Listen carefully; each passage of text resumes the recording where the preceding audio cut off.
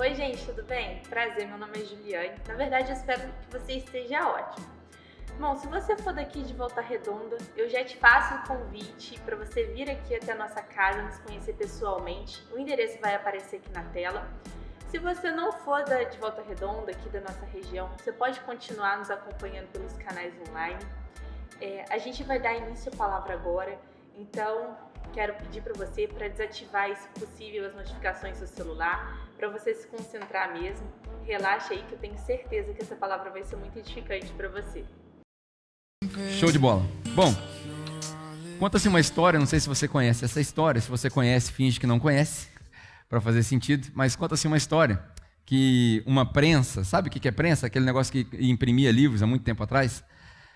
Uma das maiores prensas do mundo lá em Nova York estava chegando a época de Natal, final de Natal, eles estavam imprimindo vários produtos, várias agendas, várias bíblias, várias coisas de Natal.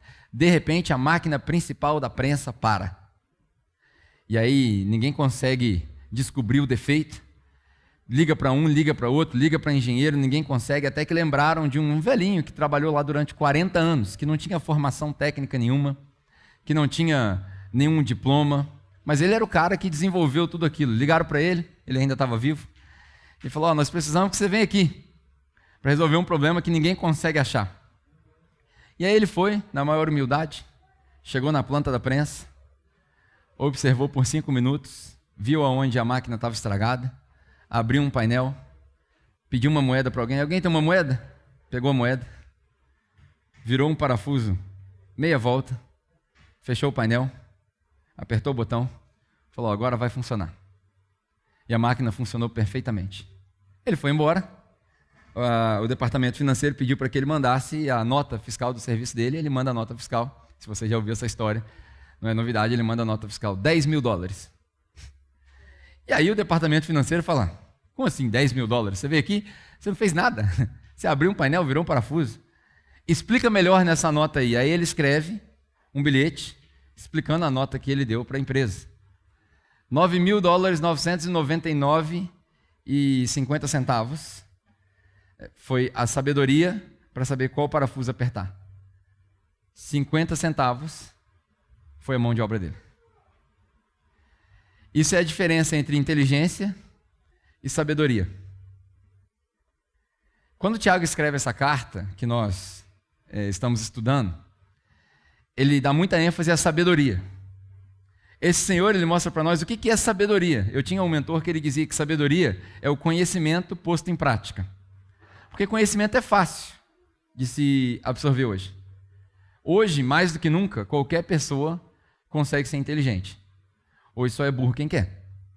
Qualquer pessoa tem acesso ao Google, maior livraria de todos os tempos. Na minha época, para você fazer um trabalho, você tinha que ir na biblioteca. Quem aqui é dessa época, de ir na biblioteca para fazer pesquisa?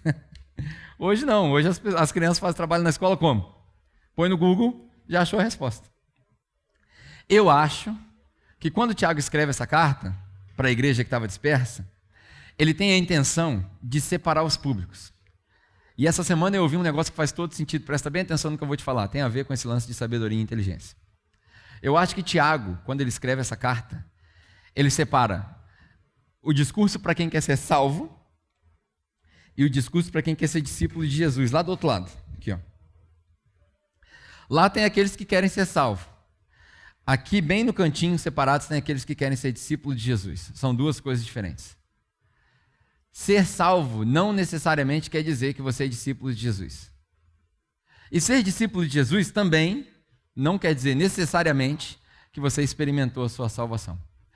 A salvação nós obtemos pela graça, através da fé, a gente já aprendeu isso. A salvação é um esforço de Deus. A salvação é uma escolha soberana de Deus. A salvação não depende de mim nem de você. A salvação, seja lá como você quiser entender, se você quiser entender salvação como ir para o céu, ou salvação como vida eterna, ou salvação como céu na terra, como a gente já pregou aqui na última série chamada Céu na Terra, salvação basta uma simples atitude, basta a fé, basta a graça de Deus ser depositada sobre você, e aí, como diz Romanos capítulo 10, se você confessar com a sua boca e crer com o seu coração, você será salvo, amém? Vocês entenderam? Se você confessar com a sua boca, se você crer no seu coração, o segredo está aqui, você será salvo. Então como é que faz para você ter certeza da sua salvação? Como é que faz para você ter certeza da sua salvação? Basta você crer. Acabou. Basta você crer. Não tem mistério nisso. Agora, como é que faz para ser discípulo de Jesus? Para ser discípulo de Jesus, aquele que quiser encontrar a sua vida deve perdê-la. Para ser discípulo de Jesus, quem quiser segui-lo deve carregar sua cruz. Para ser discípulo de Jesus, você deve abandonar tudo e olhar só para Jesus. Eu tenho a impressão, não sei se isso é certo, mas eu tenho a impressão de que quando Tiago escreve, ele escreve para os discípulos de Jesus e não só para aqueles que querem ser salvos. A carta é muito pesada. Eu acho que ele escreve para aqueles que estão dispostos a carregar a sua cruz. Minha primeira pergunta para você é essa: você está disposto a carregar a sua cruz? Ou você quer só experimentar a sua salvação? Não diminuindo salvação, porque salvação é um negócio fantástico. Na verdade, é o nosso objetivo, é o nosso alvo. Mas quem são de fato os discípulos de Jesus? Quais de vocês são de fato discípulos de Jesus?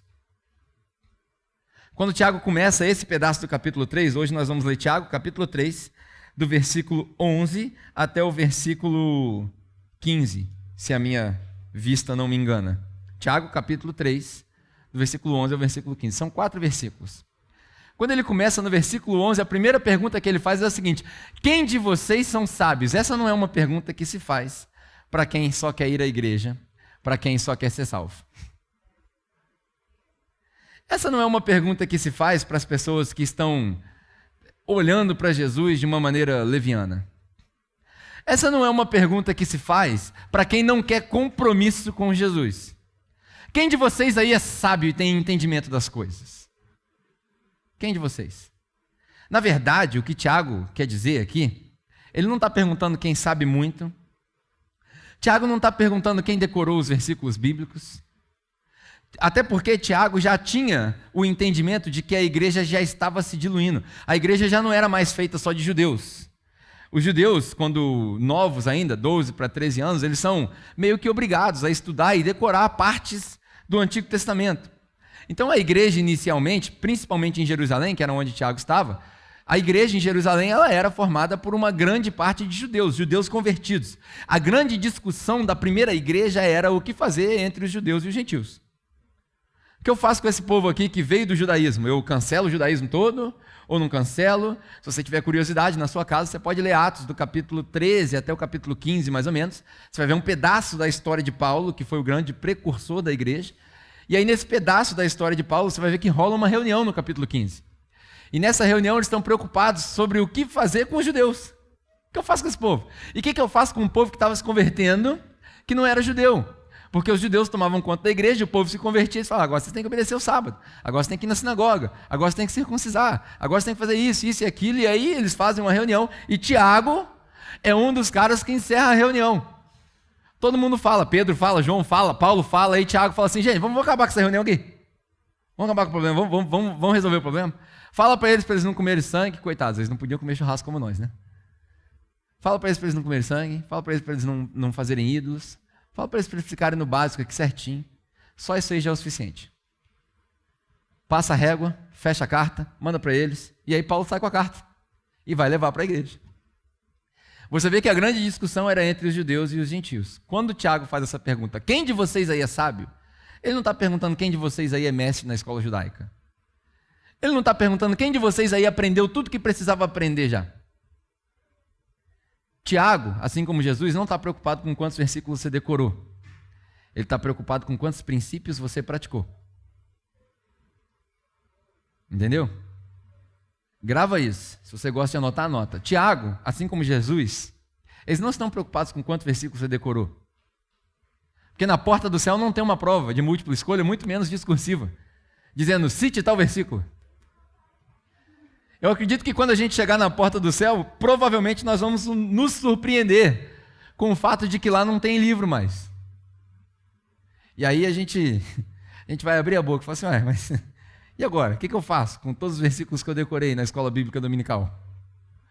O que eu faço com todo aquele conhecimento? Aí você vai lembrar das palavras de Paulo: ainda que eu falasse a língua dos homens e dos anjos, que eu tivesse todo o conhecimento do mundo, Se eu não tivesse amor, não vale de nada. Essa não era a pergunta. Ele não está preocupado com quantos versículos você decorou. Ele está preocupado com quantos princípios você praticou na sua vida. E ele dá a resposta. Quem de vocês aí tem entendimento? Quem de vocês aí é sábio? Se tem alguém aí que é sábio, que vocês demonstrem então com as suas obras. Olha que interessante. Que demonstre pelo seu bom procedimento, mediante obras praticadas com a humildade que provém da sabedoria. No começo de Tiago, ele dá o exemplo sobre a fé e as obras.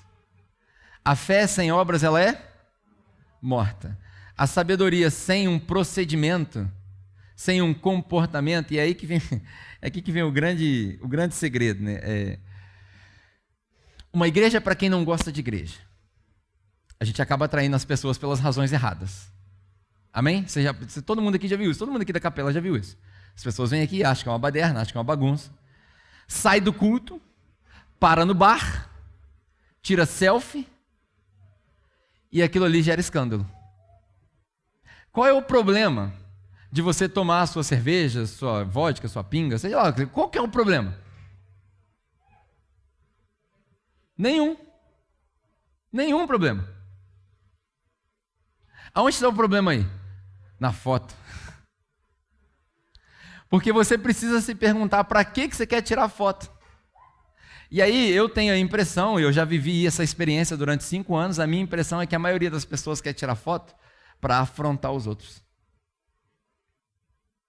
E aí na hora de afrontar os outros, você, por aquilo que deveria ser bênção para você, como Paulo diz, embora vocês são salvos pela graça, não usem essa graça para viver uma vida de libertinagem.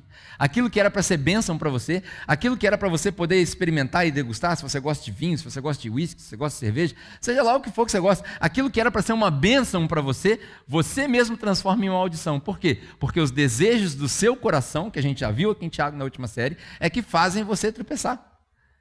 Não é Deus que tenta a gente, não é o diabo que tenta a gente, são os próprios desejos maus do nosso coração. Qual é o desejo de alguém que tira foto? Vou tirar foto para aquele irmão ver que eu estou aqui mesmo. Aí você escandaliza e você mesmo vira pedra de tropeço. Sabe qual é a palavra de Jesus para esse tipo de pessoa? Seria melhor que você tivesse amarrado uma pedra no seu pescoço e pulasse da ponte dentro do mar. Aí daquele que fizer com que um dos meus pequeninos se escandalize. É por isso que eu disse no começo que a palavra de Tiago nessa carta me parece ser para os discípulos de Jesus. A grande frase que vem me motivando nos últimos tempos é o seguinte: você sabe, eles não. Ah, mas não faz mal nenhum, não tem problema nenhum. Você sabe, eles não. Agora a segunda parte dessa frase é o seguinte: eles podem.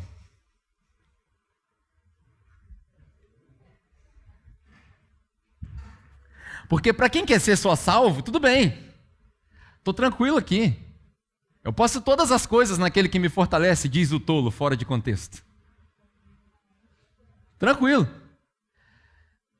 Eu posso qualquer coisa. Posso fazer tudo. Para quem quer ser salvo, ele está certo, ele não está errado. Agora, para quem quer ser discípulo de Jesus, carregar a cruz significa negar os seus próprios desejos. Carregar a cruz significa se abster das suas próprias vontades. Afinal de contas, a oração que deve permear a vida de todo discípulo de Jesus é: Pai nosso, que estás no céu, santo é o seu nome, e agora? Venha a nós o vosso reino, aqui na terra como no céu. E seja feita? Mas eu quero. Bem, então você fica do lado de lá, pô. Aqui, ó. Vem só domingo. Não me procure para discipulado. Não me procure para tirar. Para que você quer aprender Bíblia? Ah, eu estou com dúvida na Bíblia. Mano, esquece a Bíblia. Desce para lá. Não precisa de Bíblia. É só vir domingo, tranquilo. É graça. Aleluia. Agora, se você quiser andar no caminho estreito, muitos serão chamados, poucos escolhidos. a porta é estreita, aí muda de figura. Aí precisa carregar a cruz. Aí fica pesado.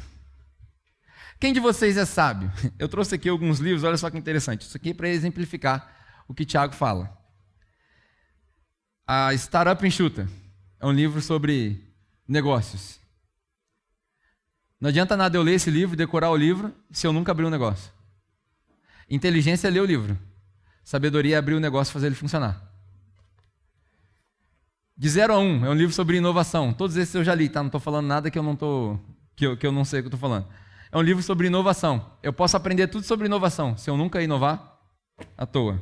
Como fazer amigos e influenciar pessoas. Eu preciso ler esse livro mais umas 35 vezes, que eu sou ruim de fazer amigo, né? Mas enfim.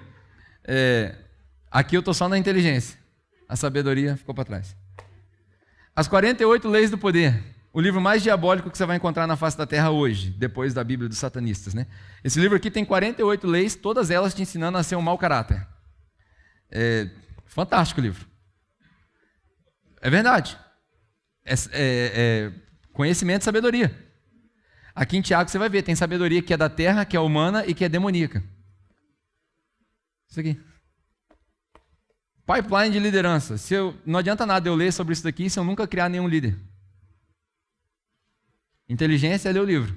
Sabedoria é multiplicar nossos líderes. Independência financeira. Inteligência é decorar as fórmulas. Sabedoria é viver sem ter preocupação de pagar conta. Amém? Vocês não pegaram a promessa aí não, beleza. Esse aqui também é de negócio.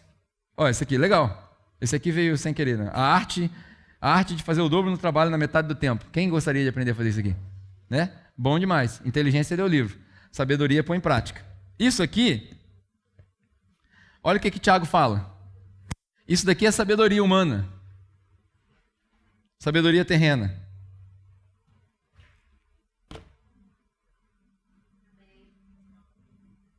Entendeu? Deu para entender, não? Funcionou meu exemplo, fiquei feliz. Eu achei que nem funcionou. Funcionou, muito bem. Vou até tirar isso daqui agora, que agora vai ficar... Esse era o efeito que eu queria que você entendesse. Tem muita gente no nosso meio hoje que lê muito livro, que tem muita teoria, que lê um livro atrás do outro.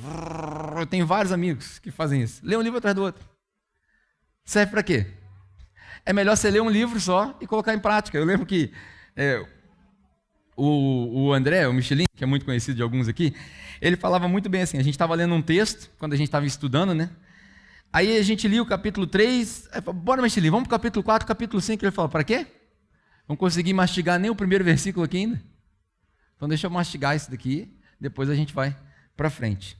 Quem é sábio? Ele pergunta. Então que vocês demonstrem com o procedimento mediante as obras praticadas com a humildade que provém da sabedoria. Olha que coisa interessante, outra coisa interessante para a gente aprender.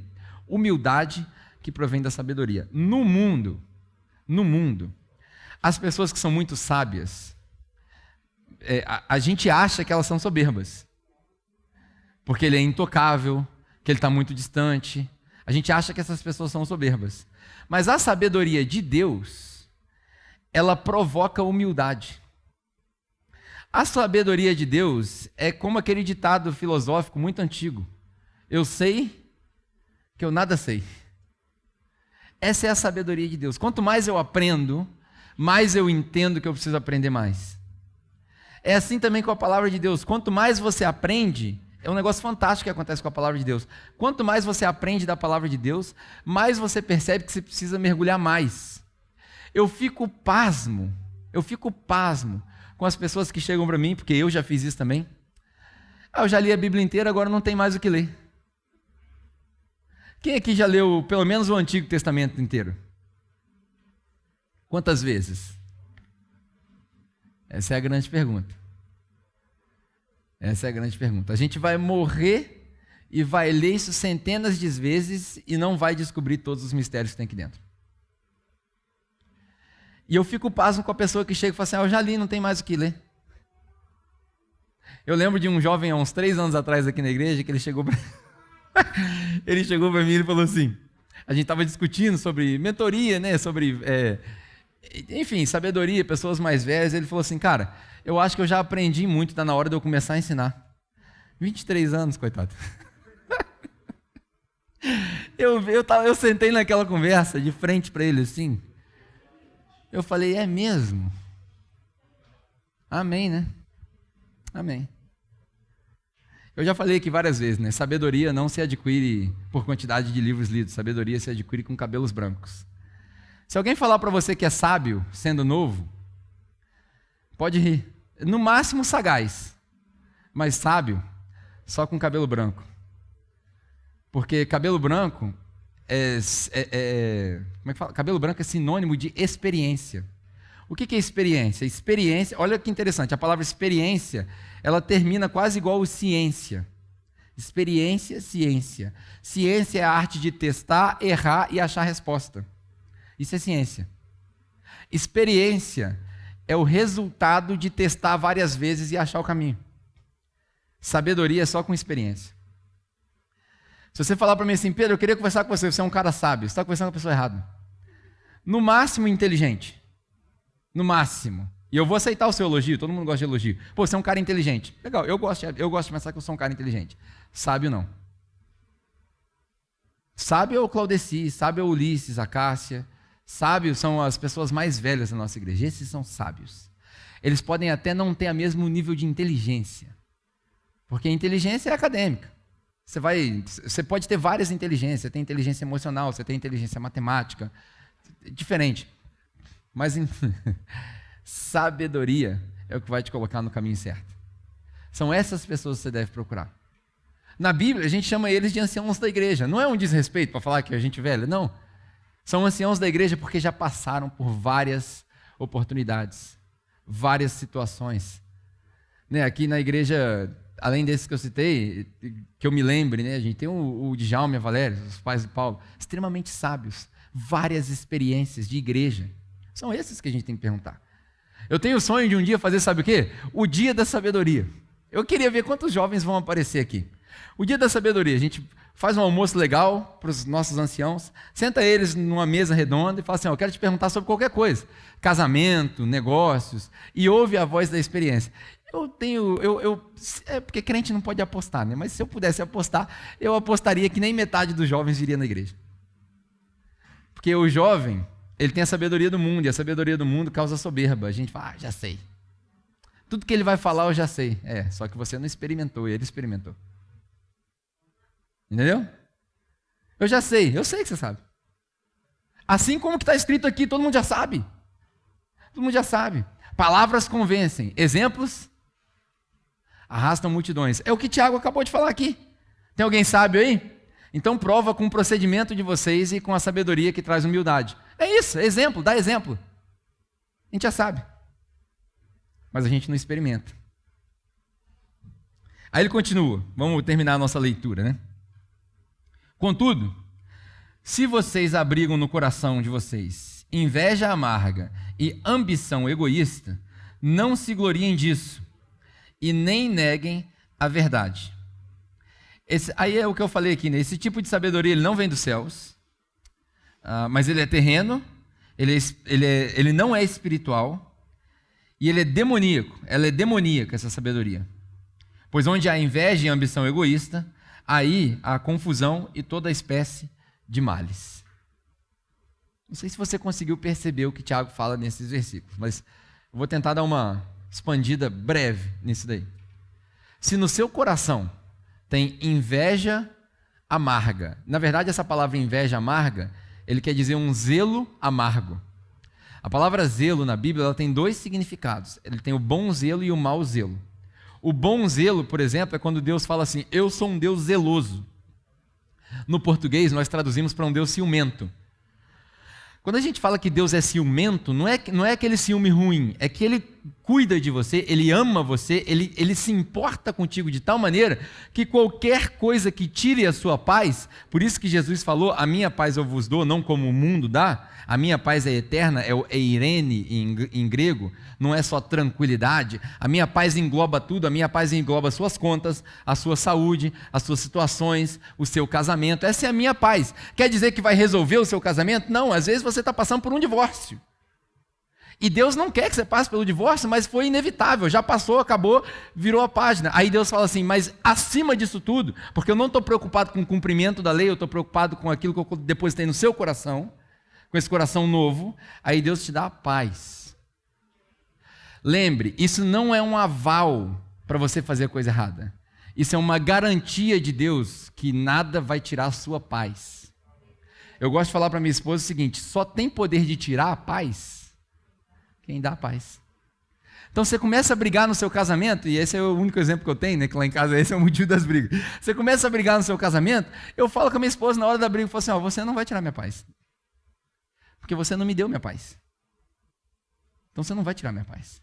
E aí eu me afasto. É o melhor método para resolver briga de casamento? Garanto para você que não. Porque depois ela vai voltar, você não quer falar comigo? Porque a mulher fala 35 mil palavras por dia, o homem fala 2, né? Então, não é o melhor método. Mas é um princípio. É um princípio. Só tira a sua paz aquele que dá a paz. Aí a minha pergunta para você, sua paz está vindo aonde? De onde vem sua paz? Do trabalho? Você perdeu o trabalho, você vai perder a paz. De onde vem sua paz? Do seu casamento? Se seu casamento estiver ruim, você vai perder sua paz. De onde vem sua paz? Do açúcar? Comer chocolate? Das compras compulsivas? Da droga? Cocaína, maconha? Da onde vem sua paz? O mesmo lugar de origem é a causa da perda da sua paz.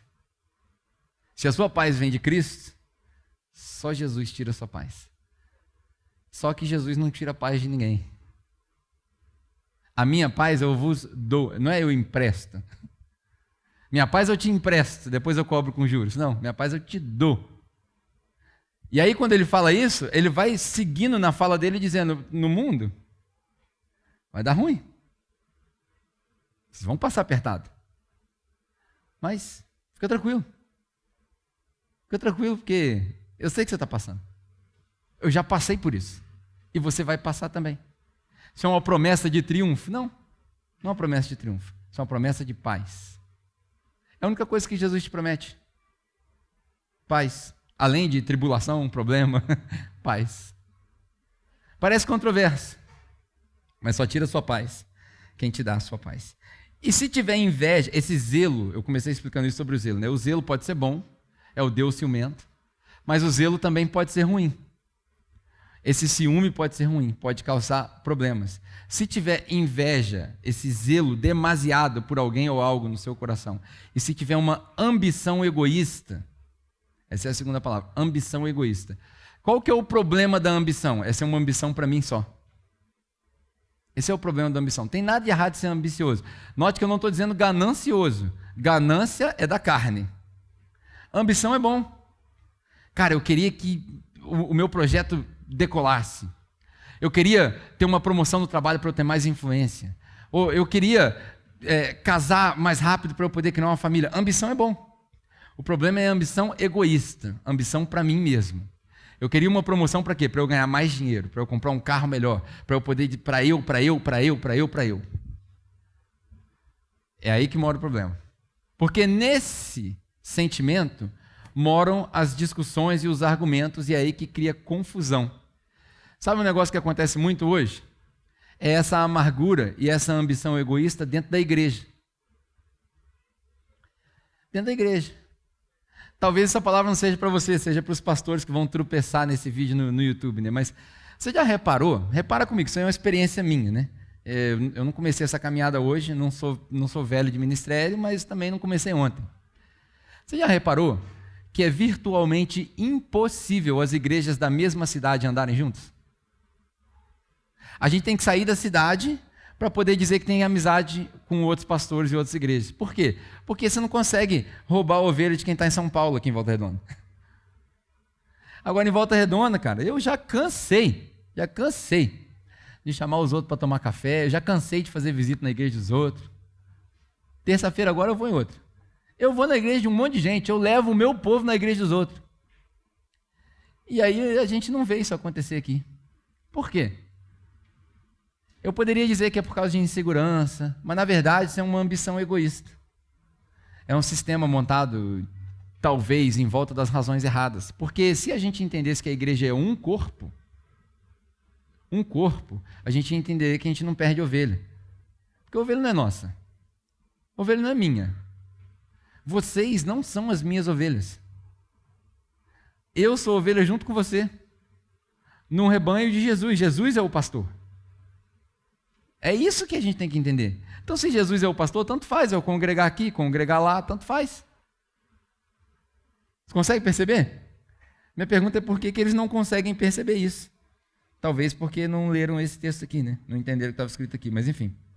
Não se gloriem e nem neguem a verdade. Esse tipo de sabedoria não vem dos céus, ele é terrena, ele não é espiritual, ela não é espiritual, mas ela é demoníaca. Pois onde há inveja e ambição egoísta, já falei isso, né? Aí há confusão e toda espécie de males. E aí, para a gente terminar, diz o seguinte: mas a sabedoria que vem do alto, agora que é legal, sabedoria que vem do alto, ela é primeiro pura. Primeira coisa que Tiago fala, e aqui hoje eu não vou conseguir fazer isso com vocês, porque ia demorar muito tempo, mas se eu pudesse traduzir esse texto aqui todo para o grego, ontem eu mandei mensagem para os pregadores da nossa igreja, falei, olha só que legal, Tiago está usando um recurso de oratória aqui, porque no grego, as palavras estão organizadas em grupos, elas rimam, elas começam com a mesma letra, e por aí vai. Igual eu falei aqui, Jesus não está preocupado com quantos versículos você decorou, mas sim com quantos princípios você praticou. Você já entendeu, você já memorizou, viu? Isso é um recurso de oratória. Tiago faz a mesma coisa aqui.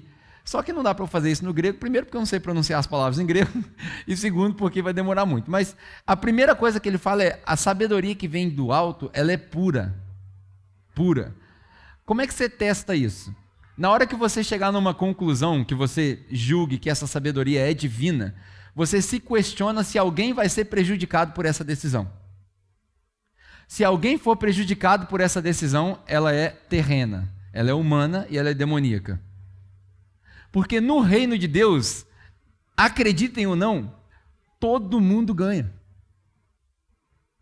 Esse não é um princípio normal no nosso mundo. No nosso mundo, para alguém ganhar, o outro tem que perder. É a matemática lógica, é o equilíbrio entre o bem e o mal. Tem gente que ainda defende que Deus pode ser o causador do mal para equilibrar as coisas. Eu fico me perguntando se esse Deus ele é meio masoquista, né? Que ele fica um pouquinho de mal aqui agora. Vocês vão perder a cabeça para o Talibã. Eu não consigo, não faz sentido para mim. Faz sentido para você? Se fizer, a gente pode discutir isso no grupo de conexão, mas vocês agora, maremoto. Mano, não vi nada, Deus. Os caras que estão sendo decapitados agora, pendurados no helicóptero lá, para servir de exemplo, eles estavam dentro da igreja.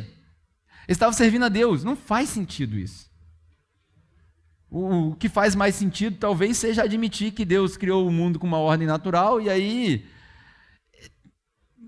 sei lá, não sei nem se eu consigo afirmar que Deus permitiu que o homem fizesse tal coisa. Quem somos nós? Quem somos nós? Quem é você? Aonde estava você, fulano de tal, quando eu criei as galáxias? Sabe, é muito distante essa teologia, é muito rasa. Se a gente quiser ser discípulo de Jesus aqui, eu acho que a gente precisa se aprofundar muito mais nessas questões do que essas respostas rasas não respondem nada. Só causa ojeriza no mundo, porque o mundo vem perguntar para a gente dá essas respostas prontas de crente, que não resolve o problema de ninguém, e aí a pessoa continua na mesma. Sabe, não faz sentido. A sabedoria do alto ela é pura. Ela não faz mal para ninguém, ela não prejudica ninguém.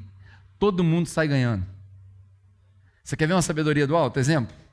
Certa vez, uma mãe teve um filho, a outra teve um filho também, elas estavam dormindo juntas na corte, e aí uma rolou por cima do filho, o filho morreu.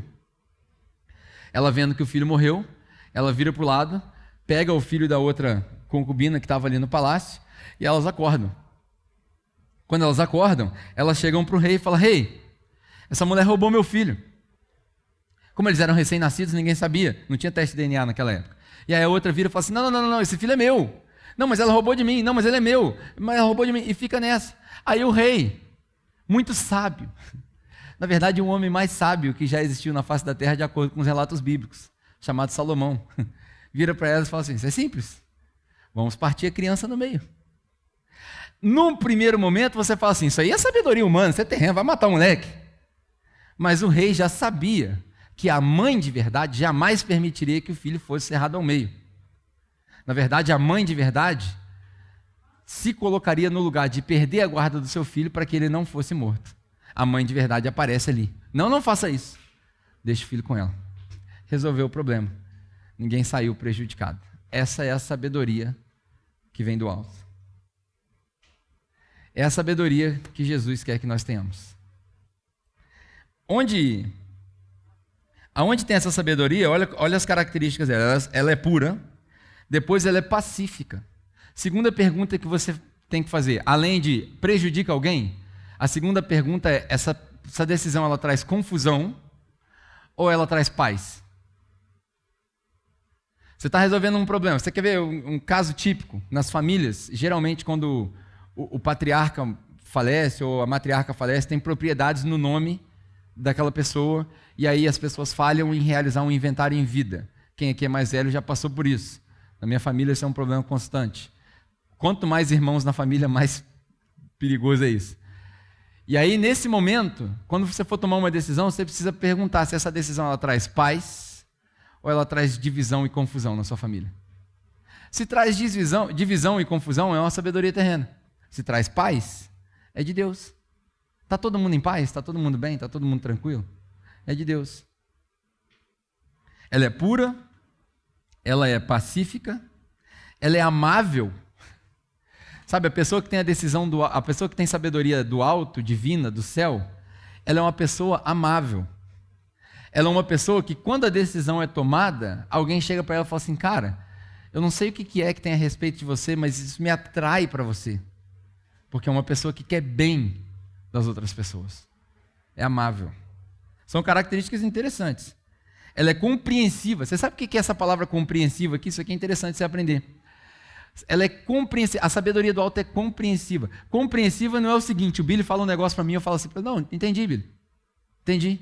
Aí eu viro as costas e faço o contrário. Não é isso. Não é chegar para o Colossi e falar, não, Colossi, entendi, mas por trás dele eu contrario ele, não é isso. Essa palavra compreensiva aqui, na verdade, é uma palavra muito semelhante à que Jesus usa quando ele fala assim, ó, aprendei de mim que sou manso. É uma palavra de se submeter. A sabedoria do alto é uma sabedoria que se submete. Não é à toa que Paulo fala para os casais, você quer ter um bom casamento? Submetam-se uns aos outros. Isso é sabedoria do alto. Para a gente terminar, eu me lembro de uma história, eu quando comecei minha jornada de cristão, eu era muito rebelde, né? E aí, ainda sou, mas eu era mais. E aí eu fiz um programa chamado Internship, né? um internato, numa igreja, durante 1 ano, para você aprender tudo que tem que aprender dentro da igreja.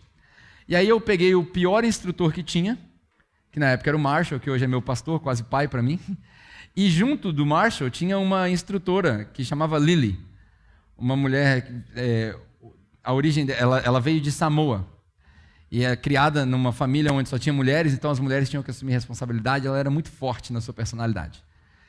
E aí uma vez, depois de vários atos de rebeldia meu, ela me deu uma ordem, eu chegava na igreja às 5 horas da manhã, o culto começava às 9 horas, e eu tinha que preparar algumas coisas, arrumar cadeira no auditório, eu fazia todos esses tipos de serviços. Naquele dia ia ter um batismo. E aí ela falou para mim, a sua função é encher a piscina do batismo. E aí ela me deu uma instrução. Para quem já morou fora do Brasil, você sabe que fora do Brasil tudo tem botão e manual. No Brasil a gente enche piscina na mangueira, certo? Vai lá, põe na mangueira, acabou, tranquilo. Mas lá fora tudo é botão, tudo é manual, tudo é código.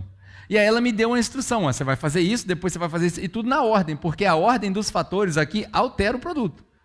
Foi o que ela me falou. Tá, já sei como é que é, já fez. Só encher a piscina, liga a água e vamos embora. Liguei a água e fui embora fazer minhas outras coisas. O culto começava às 9. Quando deu 7h30, eu estava no estacionamento, organizando os cones do estacionamento, eu começo a ver por debaixo da porta do auditório que sentava 800 pessoas, forrado de carpete, eu começo a ver uma água saindo. Sabedoria terrena, causou divisão, não trouxe paz. Começo a ver uma água, eu falei, meu Deus, e agora? O que eu faço? Eu corri para o auditório, imagina corri para o auditório. Na hora que eu abri a porta do auditório, tinha 8 portas duplas. Eu abri a primeira. Quando eu abri a primeira, parecia aquele tsunami assim, ó, de água. Você pisava, o meu pé entrava dentro do carpete assim, ó. Isso era quase 8 horas da manhã, o culto começava às 9. Falei, meu Deus, o que eu faço agora? Liguei para a Lili, ela desceu do escritório, a igreja era enorme, desceu do escritório. Ela fez literalmente isso daqui, ó.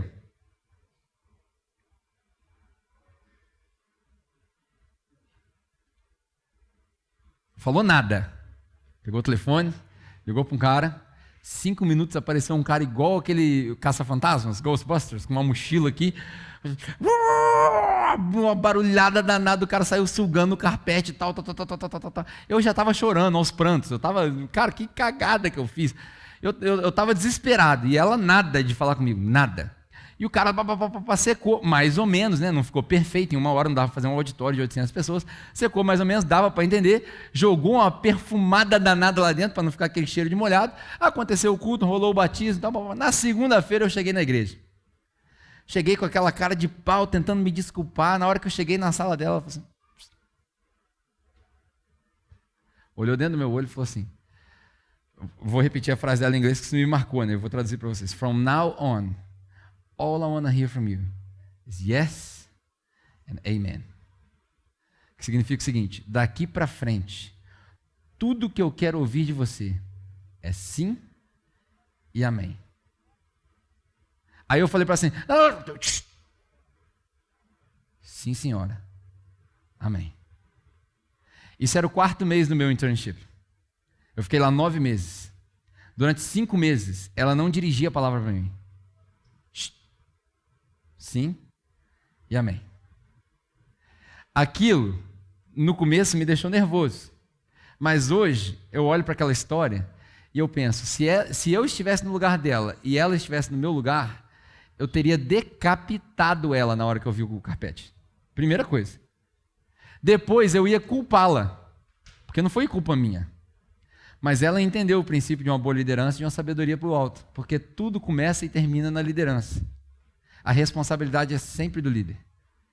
E ela não poderia me culpar por aquilo ali, porque ela tinha que assumir a responsabilidade.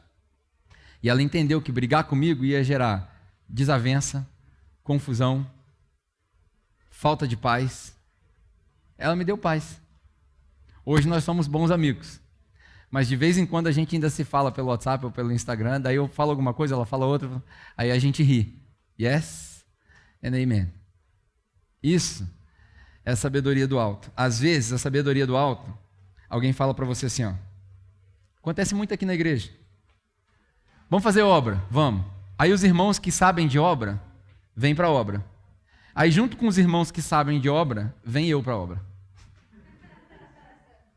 O meu apelido na obra aqui da igreja é Orelha Seca. Já me deram esse apelido. Para que serve o Pedro na obra? Carregar balde. Minha única função. Carregar balde. Fazer vídeo. Verdade, eu preciso fazer vídeo para poder mostrar para a galera. Isso aí eu sou bom.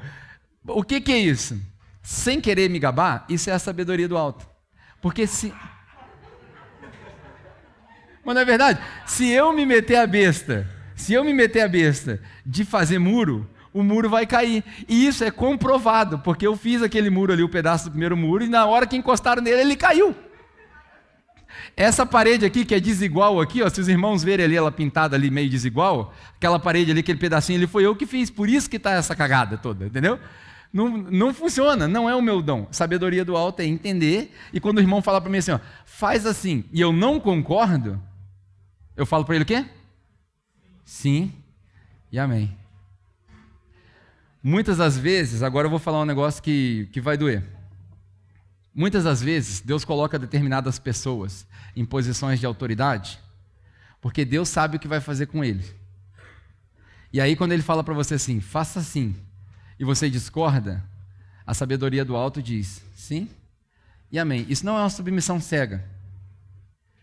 Mas no meu caso, isso é verdade para outras pessoas em posições de autoridade na igreja. E a posição de autoridade é a posição de serviço, tá? Não é posição de mandar em ninguém, não, é a posição de servir. Mas no meu caso, eu só consigo falar do meu caso. Às vezes eu falo para as pessoas assim, não vamos fazer isso aí não, isso aí vai dar ruim na igreja. E as pessoas batem de frente. O meu estilo de liderança é, não, beleza, vai, faz. Vai cair no meu ombro mesmo, tá tranquilo. Mas eu sei o que eu estou fazendo. Quando eu abrir a boca para falar, eu sei o que eu estou fazendo. Se não for na obra, obviamente. Isso é sabedoria do alto. Aonde que você consegue sabedoria do alto?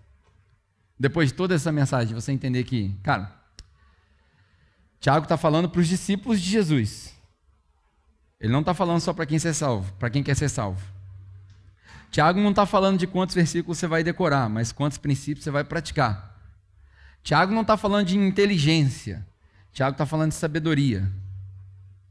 Quando você entender isso, aonde que você vai aprender isso? Em 2 lugares. O primeiro é esse. Bem-aventurado é o homem que medita na lei do Senhor dia e noite. Isso aqui, ó. Se você não tiver uma disciplina de todo dia se debruçar diante da palavra, você está desperdiçando a sua vida. Não é minha, não, é sua. Isso aqui é a primeira. E a segunda é onde está a sabedoria? A sabedoria está na multidão dos conselheiros. Se você toma suas decisões todas sozinho ou sozinha, você provavelmente vai exercitar a sabedoria terrena. Não vai exercitar a sabedoria do alto. Porque a sabedoria que vem do alto, ela é plural. Ela não é singular. Então hoje meu dever de casa para você é o seguinte. Primeiro, desenvolva a prática de todo dia buscar sabedoria aqui, ó. Todo dia. Todo dia. Faça a sua devocional na sua casa. Consome isso daqui, que vai te fazer bem. Diz a palavra que se você der um conselho desse que eu estou te dando para o tolo, ele vai te detestar mais. Mas se você der um conselho desse para o sábio, ele se torna mais sábio. A minha esperança é que todos vocês sejam sábios, para se tornarem mais sábios ainda com esse conselho. Busque a sabedoria. Segundo Salomão, a sabedoria está gritando aí pelas ruas. Está aí no seu colo. Está aí na devocional no seu celular. Não faz quem não quer. E depois, procure pessoas mais sábias que você. Comece ontem uma mentoria, um discipulado. Chega para alguém que é mais velho que você e fala assim, cara, eu quero aprender dessa palavra e eu quero aprender da vida. A gente pode sentar regularmente? Porque uma pessoa sem mentor hoje em dia é uma pessoa perdida. Não tem para onde ir. E não precisa ser aquela mentoria formal, não. Procura alguém para você falar assim, cara, como é que eu faço isso? Como é que eu faço aquilo? Como é que eu cuido dos meus filhos? Como é que eu lido com os problemas de casamento? Como é que eu faço um orçamento dentro da minha casa? Procure alguém que saiba mais que você, para você absorver sabedoria da palavra de Deus e da palavra dos anciãos. Amém? Amém ou não? Amém. Show? Vamos sair daqui mais sábios hoje? Meu desejo é que você saia daqui assim mesmo, com essa disciplina. Eu vou buscar mais. Eu vou ser mais sábio. Eu vou me dedicar mais. Pai, nós só temos a te agradecer pela sua palavra, pelo que a gente consegue entender do que é essa sabedoria do alto. Nosso pedido é que o Senhor nos abençoe de tal maneira, mais do que nós já fomos abençoados, não só para sermos salvos, mas para sermos discípulos de Jesus. Nós queremos sim a salvação, Pai, nós ansiamos pela salvação, nós ansiamos pelo dia em que o Senhor vem nos buscar, nós ansiamos pelo dia onde nós experimentamos eternidade sem relógio, mas nós também queremos ser seus discípulos, aqui na terra, no nosso tempo. O meu desejo é que as pessoas olhem para nós e vejam Jesus, e vejam o Cristo, e se perguntem, como é que faz para eu ter essa paz aí? Como é que faz para eu alcançar essa paz? Esse é o meu desejo. Espero que seja um desejo alinhado com a sua vontade. Para a sua igreja, Pai, que se reúne aqui, o meu pedido é que o Senhor faça dessas palavras uma oração, um mantra, uma repetição, para que isso possa criar raiz no nosso coração, e a gente se dedique mesmo a ler a Bíblia todo dia, um pouquinho todo dia. Se aprofundar naquilo que é importante, que é essencial.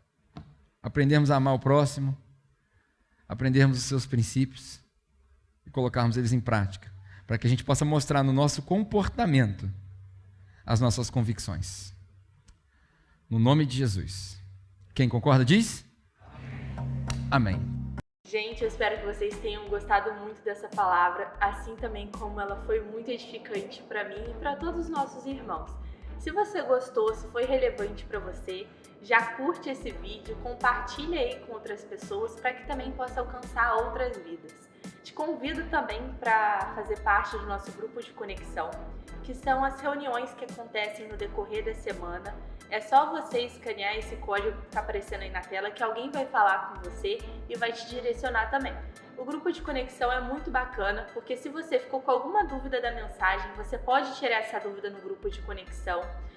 A gente vai te conhecer melhor, você vai conhecer melhor a gente e a gente vai crescer junto também. Se você se identificou com o nosso projeto, puder nos abençoar, vai aparecer alguns códigos aqui na tela. É só você escanear esses códigos, claro, da maneira que você puder, se você quiser. Esse dinheiro ele vai ser direcionado para manter os custos aqui da nossa casa e também para ajudar os nossos irmãos que necessitam. Espero que você tenha tido um ótimo domingo, te desejo uma ótima semana também e espero te encontrar aqui semana que vem. Tchau! É isso que eu te digo. Eu falo de novo? Tá. De novo? Peraí, mas onde que eu parei? Vai aparecer os códigos aqui na tela, pode ver essa parte. Se quiser, que você puder ir... Ai, gente...